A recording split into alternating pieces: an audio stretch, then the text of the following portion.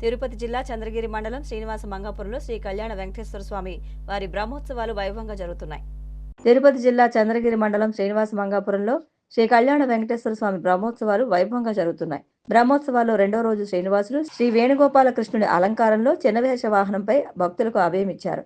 భక్తులు అడుగడుగునా కర్పూర హారతులు సమర్పించారు. భక్తజన బృందాల కోలాటాలు, చెక్క భజనలు తదితర సాంస్కృతిక కార్యక్రమాలు ఆకట్టుకున్నాయి.